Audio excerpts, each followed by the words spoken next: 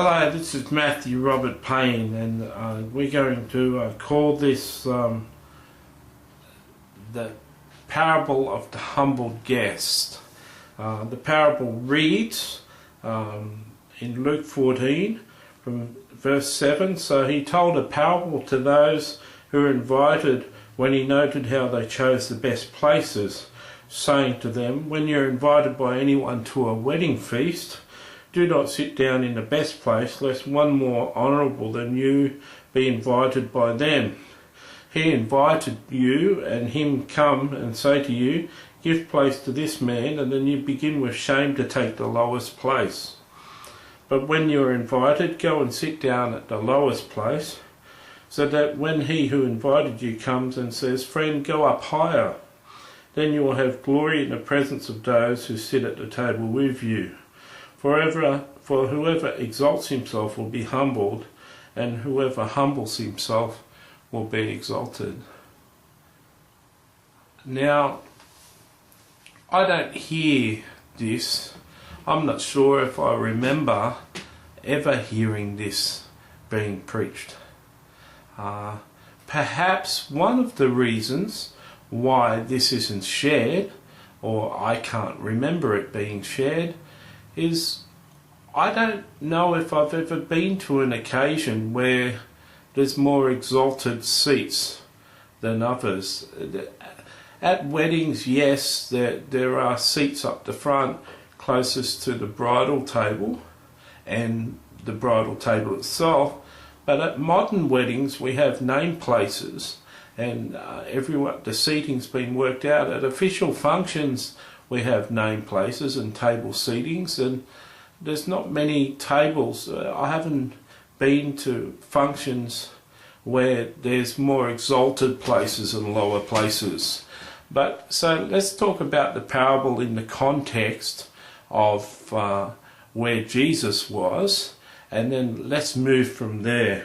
First of all, in verse 7, he said, "So he told a parable to those who were invited when he noted how they chose the best seats, saying to them."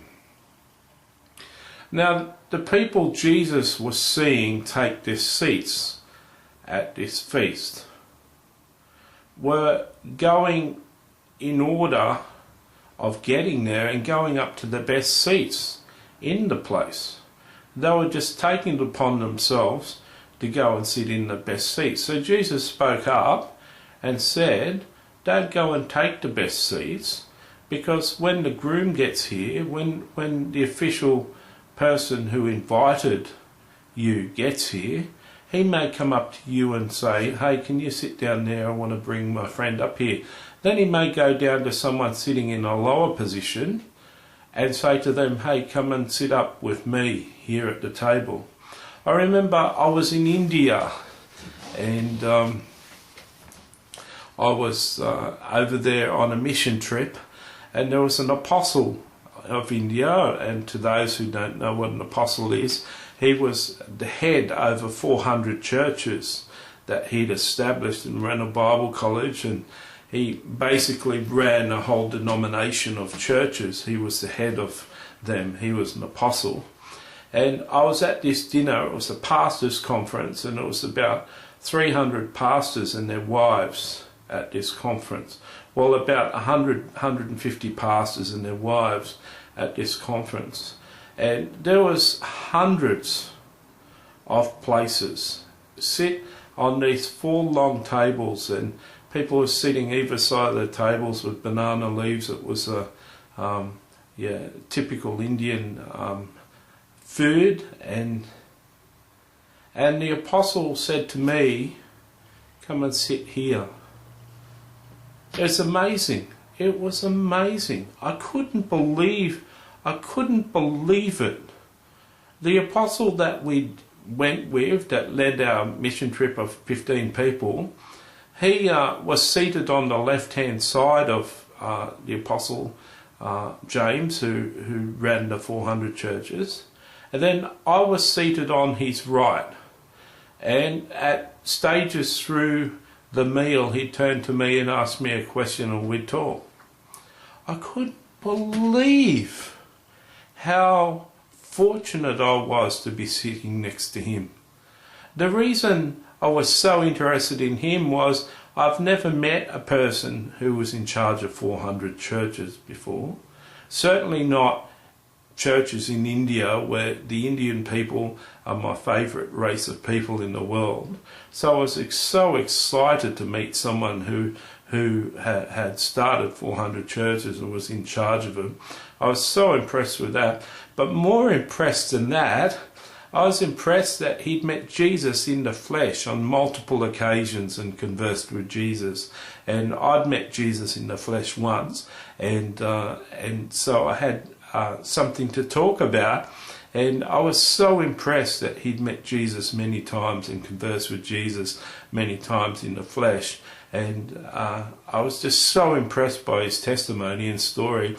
I was just so happy to be seated next to him. I felt so important. And this is what Jesus was talking about. When we came into that dinner after the conference, I'm not sure how the people were choosing their seating arrangements. All I know was the apostle caught my eye and had saved a seat next to him and asked me to sit next to him. It was a wonderful day. At church, certain churches, you go to the church and the front seat is taken by all the pastors and the most important people in the church. I always like to be close to the front. At my own church, I'm happy because I'm close to the front. I just feel closer to God up the front. In sports and in entertainment, the closer you are to the front, the closer you are to the action. So I imagine that if you're invited to an official function, going to take the most important seat or the seat right up the front to someone you don't know very well could be a little bit of an insult. Jesus was saying to these men full of pride that if you exalt yourself, you're going to be humbled by God. But if you humble yourself, you'll be exalted. Now, in the time when I was over in India, I was quite a prideful person. I still have elements of pride within myself. So it wasn't any of my own humbleness that had me exalted on this day. It's just a perfect illustration of this parable. I just feel that even though I've been prideful in the past, that God could see my heart. And God spoke to the apostle that day and said, have Matthew come and sit next to you.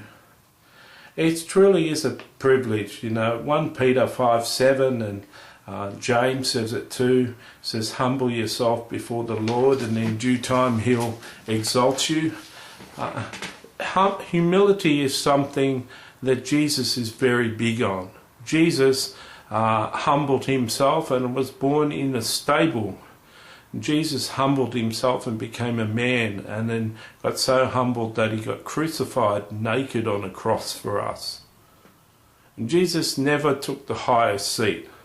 Jesus wouldn't have... There's no wedding feast that was in Israel that had a seat more exalted than what Jesus could have taken.